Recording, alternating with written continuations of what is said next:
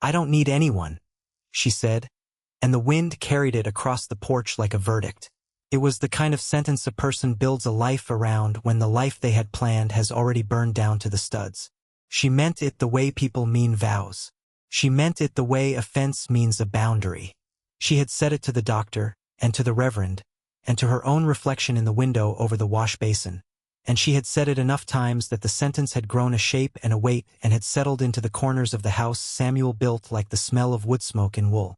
And somewhere far off, past the low hills and the sage flats and the long slow curve of the wagon road, a man on a tired horse was riding toward that porch anyway, though neither of them knew it yet. Rewind. Clara Whitfield was 34 years old the September her second life began, though she would not have called it that at the time. She was the widow of Samuel Whitfield, dead 19 months of a fever the doctors in Durango could not name, and she was the sole owner of 160 acres of thin grass and stubborn cottonwoods along a bend of the Animas River, 12 miles north of town, at the foot of the San Juan Range. She had 38 head of cattle, one milk cow named Patience, for laying hens, a barn with a soft southern wall, and a house Samuel had built with his own hands the winter before he died. She had $412 saved in a tin behind the stove. She had one saddle horse, a steady bay mare named Juno, and a chestnut gelding she used for the wagon. She had no children. She had, by her own strict count, no need of anyone. She woke at 4:30 every morning. She ground her own coffee. She split her own kindling. She rode fence in a divided skirt of heavy brown wool, high-collared shirt buttoned to the throat, sleeves down to the wrist even in August. She kept her dark hair pinned tight at the nape of her neck, and she kept her grief pinned tighter than that. The women in town said she had gone hard. The men in town said she had gone proud. Both were wrong, but Clara had stopped correcting people the second spring after Samuel's death, and by the third autumn she had stopped hearing them at all. What people took for hardness was only the shape a woman makes of herself when she has decided she will not be a burden to a town that mostly does not know how to hold her, and what people took for pride was only the plain daily accomplishment of getting the cattle counted, the wood split, the roof patched, the door locked, the lamp trimmed, and the fire out before she went to bed alone in a house she still called ours, in her head, though she had stopped saying it aloud. There were mornings, particularly in April when the light on the peaks came in at a certain slant, when she believed she would live the rest of her life exactly like this and be, in her own private way, content. There were other mornings, particularly in November when the wind came down out of the pass, when she believed the same thing and was afraid of it. She did not tell either kind of morning to anyone. Ethan Calloway rode up to her gate on the 4th Tuesday of September, though the fact that it was a Tuesday would not matter to Clara for another 3 weeks, when she realized she had begun to notice which day of the week it was for the first time since the funeral. He was 31 years old, 6 feet even, with sun-dark skin and a jaw a week past shaving. His hair was the color of wet straw and it curled at his collar.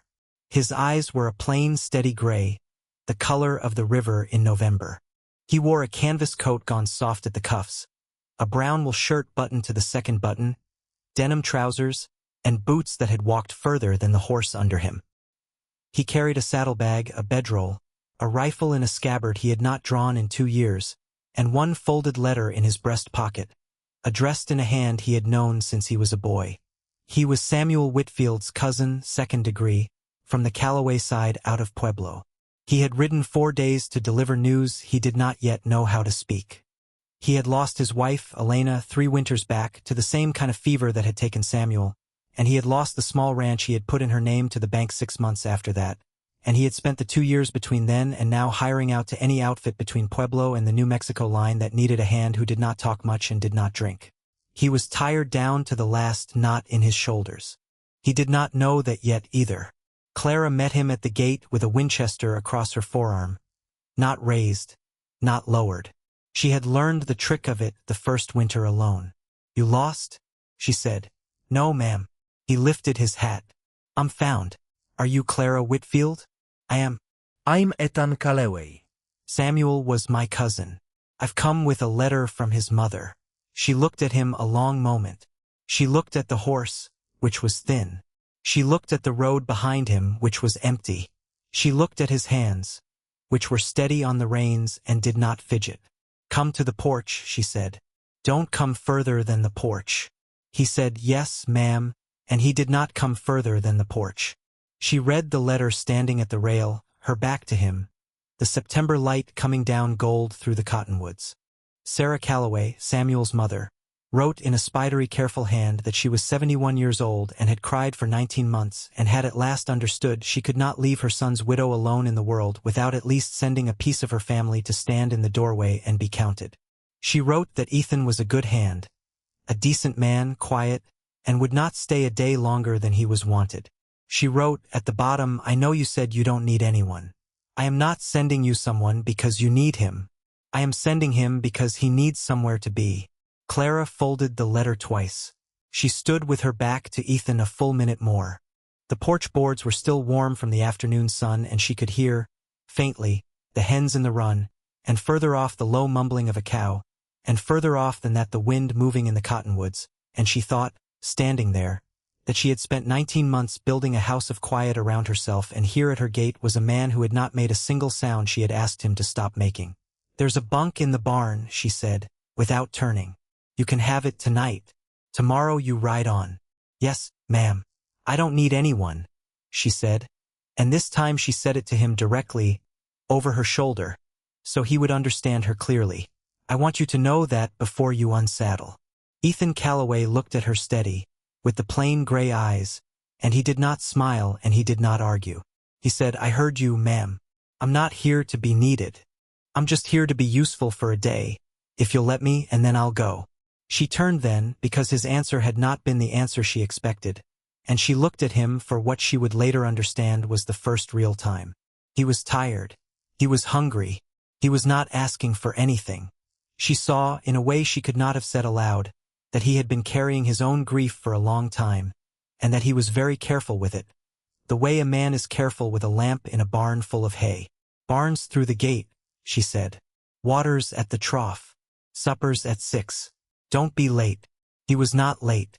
That night, after she had cleared the plates and he had washed them without being asked, she stood at the window and watched him cross the yard back to the barn in the blue September dusk, and she noticed, without wanting to notice, that he walked the way Samuel had walked, only slower. Grief doesn't leave.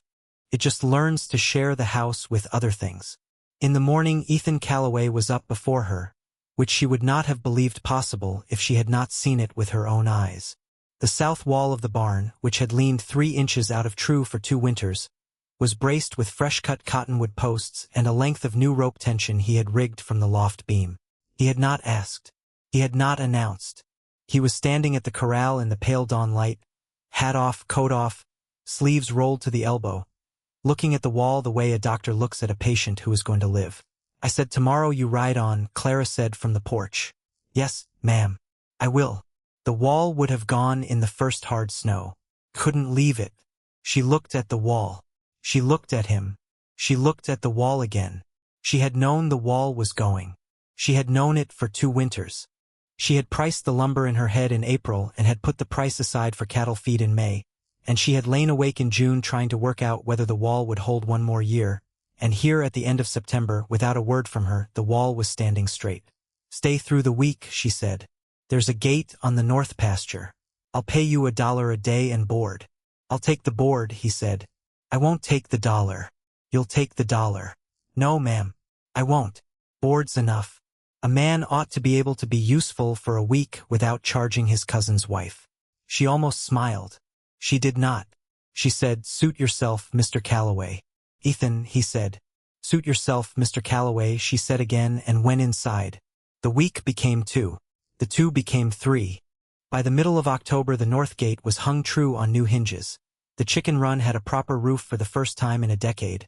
The woodpile had doubled, and Patience the milk cow had begun to follow Ethan around the yard the way a dog follows a boy.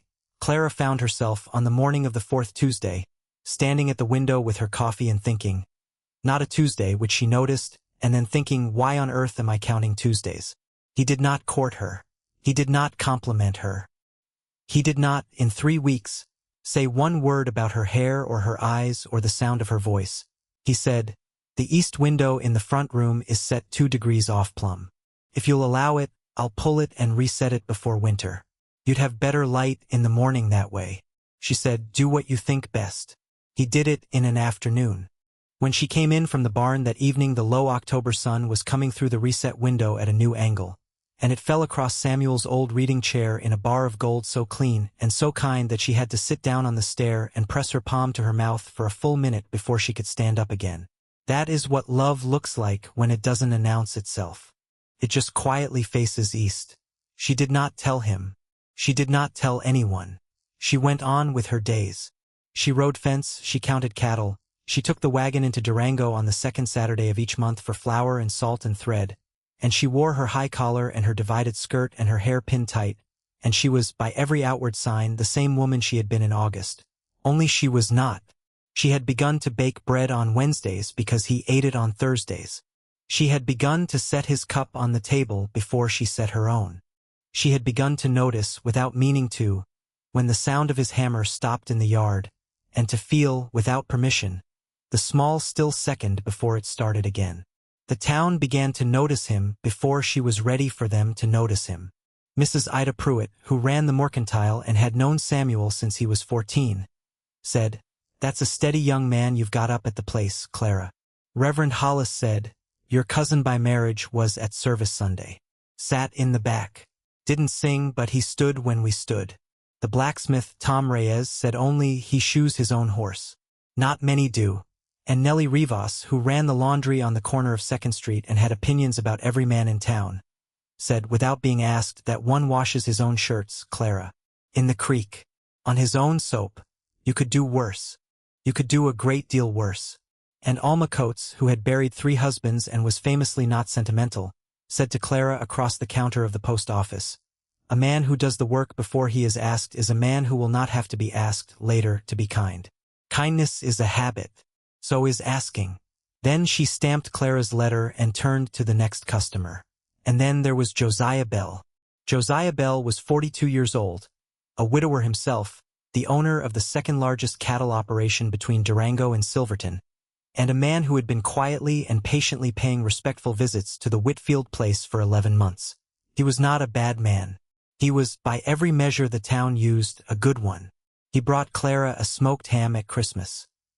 He brought her a fair price offer on her south pasture in February, which she declined, and he took the decline with grace. He rode up on the 3rd Sunday of October in a clean coat and a pressed shirt, and he looked at Ethan Calloway rehanging a shutter on the west side of the house, and he said, gentle, to Clara at the gate, "I hope I'm not intruding." "You're not," Clara said. "Come to the porch." He came to the porch. He sat where he was invited. He accepted coffee. He looked out at Ethan working in the far light, and he said, "Clara, I'll be plain because you deserve plain speech. I've waited a decent time. I'd like to speak to you about the future. I don't require an answer today. I only require you know my hand is offered, and it's a fair one. I've got 200 head, a good house, a good name, and a habit of keeping my word. I would be a decent husband. I would be a patient one. I would not ask you to give up an inch of the land Samuel put in your name. It would remain yours. I only ask that when you have weighed the thing, you tell me your answer in daylight." Clara set her cup down. She looked at Josiah Bell, who was a good man, and she looked past him at Ethan Calloway, who had not once in 6 weeks offered her a hand of any kind, and she understood, with a quiet, awful clarity, that she had already made a choice she had not yet spoken. "I'll think on it, Josiah," she said. "That's fair speech, and it deserves a fair answer. Give me till the harvest supper." "Till the harvest supper," Josiah said. He tipped his hat. He rode home. That evening she sat on the porch and Ethan sat on the step below her, mending a bridle by lamplight, and she said, "Josiah Bell means to propose to me at the harvest supper."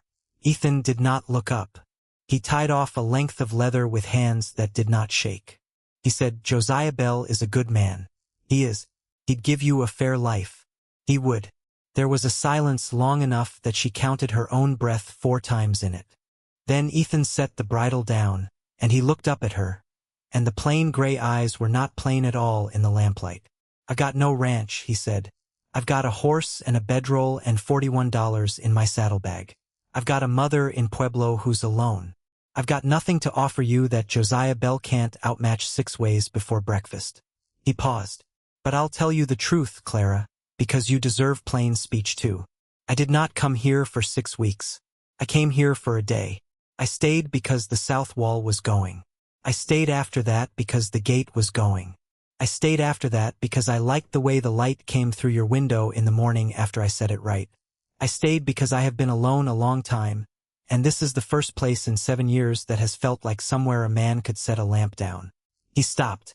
He picked up the bridle again. You don't need anyone, he said. I heard you the first day. I still hear you. I'm not asking to be needed. I'm only telling you where I am so you can weigh it against Josiah's hand, which is a good hand, and pick the one that's fair to you. Clara sat on the porch a long time. The stars came out over the San Juan Range in their slow October order. Somewhere a coyote called and another one answered. She did not answer Ethan that night. She said only, "Thank you for your plain speech, Mr. Calloway." She went inside. She did not sleep. She sat at the edge of the bed with her hair down for the first time in 19 months, and she thought about Samuel, who had been a good man and a laughing one, and she thought about Josiah, who was a good man and a steady one, and she thought about Ethan, who was neither laughing nor steady exactly but was. She understood at last, the first man since Samuel who had built her something without asking her whether she needed it built. She sat that way till the sky went from black to iron and from iron to the pale blue of pre-dawn, and then she braided her hair carefully in the cold small room, and she pinned it up at the nape the way her own mother had taught her 30 years ago, and she went out into the yard, alone and steady, to grind the coffee for two. 3 days before the harvest supper his brother-in-law rode in. His name was Reuben Calloway. He was Ethan's younger sister's husband, out of Pueblo, and he had ridden 4 days hard to fetch him. Sarah Calloway, Ethan's mother, had taken a bad turn. The doctor said weeks, not months. Reuben stood in Clara's yard with his hat in his hand and said, "Ethan, she's asking for you. You need to come now." Ethan looked at Clara across the yard. He did not ask her. He did not hesitate. He said to Reuben, "Give me an hour to pack. I'll ride with you at noon." Then he crossed the yard to Clara and he said, "Lo, I'd meant to be at the harvest supper. I meant to stand where you could see me stand when you gave Josiah his answer. I can't now. I'm sorry. Go to your mother," Clara said. "I will, Ethan." He stopped. It was the first time she had used his given name. "Come back," she said. "When it's done. However long it takes. Come back." He looked at her. He did not smile. He said, "Yes, ma'am."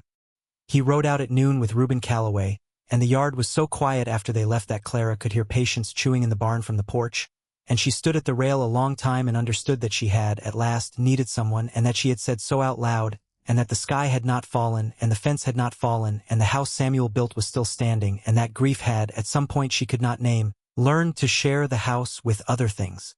The harvest supper was held in the big room at the back of the Durango Grange Hall on the last Saturday of October. Clara wore her best dark blue wool, high-collared, long-sleeved, the skirt to the floor, her mother's cameo at her throat. Josiah Bell was there in a clean coat. Mrs. Pruitt was there. Reverend Hollis was there. Tom Reyes was there. Nellie Rivas was there in a green shawl she had knit herself. Alma Coates was there in the same black bombazine she had worn to 3 funerals and 1 wedding, and she had opinions about the pie table she was not keeping to herself. The whole town, or the part of it that mattered, was there. Josiah came to her at the coffee table with the quiet dignity of a man who has decided to accept whatever answer he is given. "Clara, Josiah." She turned to face him fully. She did not lower her eyes. "You offered me a fair hand and you gave me a fair time to weigh it. I've weighed it. I can't take it. I'm sorry to tell you so in a room this full, but you asked in daylight and you deserve a daylight answer. My heart is somewhere else. It's been somewhere else since October, and I only just this week let myself say the word." Josiah Bell was quiet a long moment. The room, which had begun to notice, went still. She could see, in the corner of her eye, Nellie Rivas set her coffee cup down slowly, and Mrs. Pruitt reach out and touch Reverend Hollis's sleeve, and Tom Reyes look pointedly at the floor to give them privacy the room was not quite giving, and Alma Coates fold her arms once, satisfied, as though she had bet money on this exact outcome and had just won. And then Josiah said, and he said it clearly enough that Mrs. Pruitt would repeat it approvingly for years afterward, "Clara, I won't pretend it doesn't cost me. It does. I've hoped for 11 months. I'll be honest with you.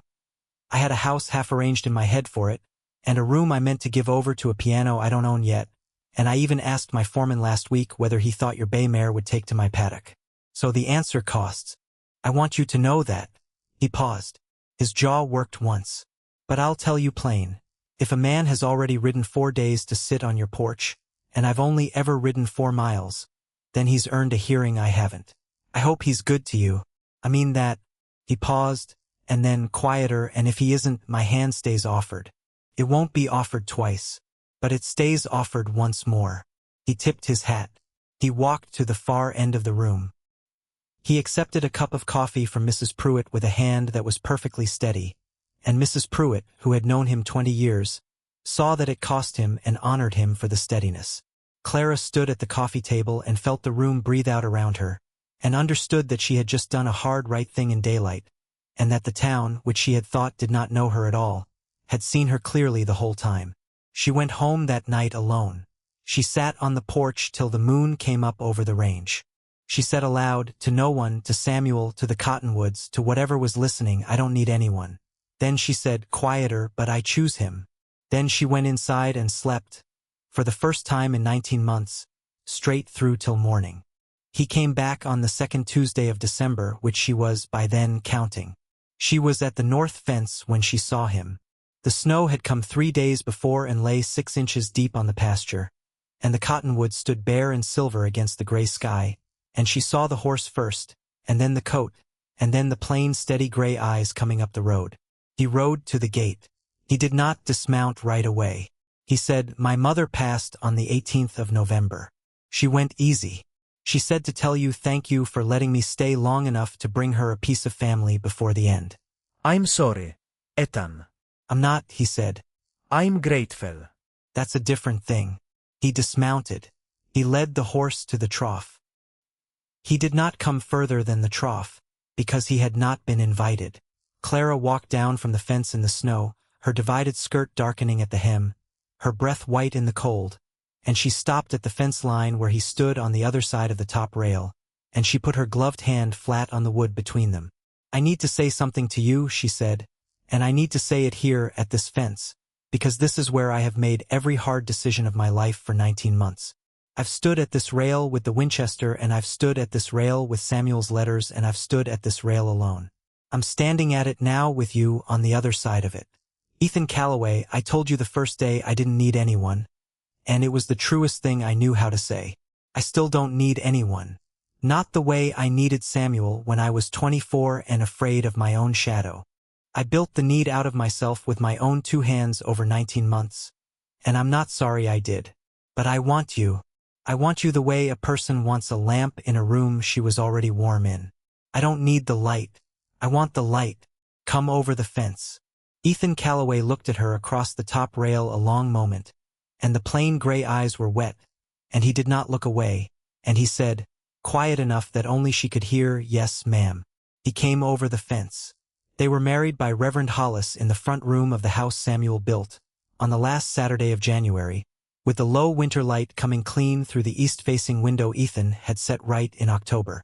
Mrs. Pruitt cried. Tom Reyes stood as witness. Nellie Rivas brought a plate of small cakes she had baked herself and set them on the sideboard without being asked. Alma Coates sat in the front row with her arms folded and told Reverend Hollis afterward that it was the best wedding she had been to in 40 years, and she had been to 40 years of weddings, and she should know. Josiah Bell was invited, and Josiah Bell came, in a clean coat, and shook Ethan's hand at the door and said, be good to her, and Ethan said, yes, sir. I mean to. Sarah Calloway's cameo, which she had left to Clara in a letter, was pinned at Clara's throat above the high collar of her dark blue wool. 2 years later, on a September afternoon under the golden cottonwoods, a little boy named Samuel Calloway, aged 14 months, took his first 4 steps across the porch toward his mother, who caught him under the arms and lifted him and pressed her forehead to his, and Ethan watched from the yard where he was mending, without being asked, a length of the east fence that had gone soft over the summer.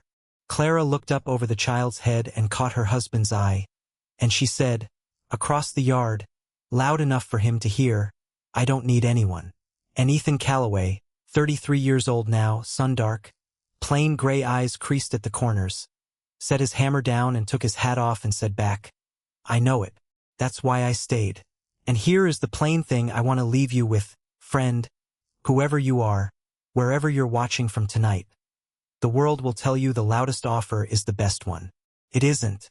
The world will tell you that need is the same as love. It isn't.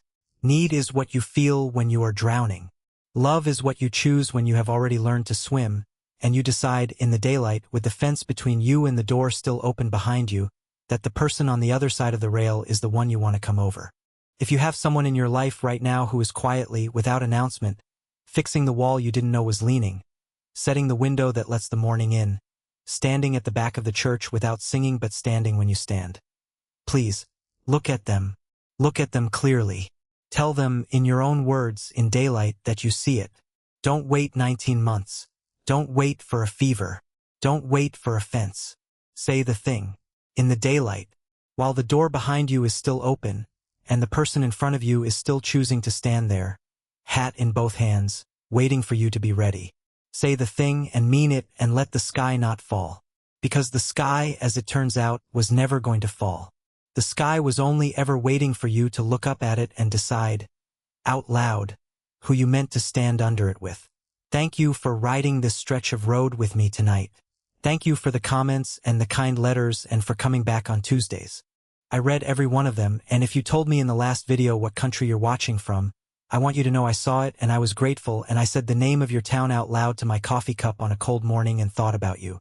It means more than a plain-speaking narrator knows how to say. Until next time, keep riding. And if this story sat with you the way I hoped it would, the next one is already saddled and waiting. A schoolteacher in Silverton finds a stranger asleep in her woodshed in the first snow of November.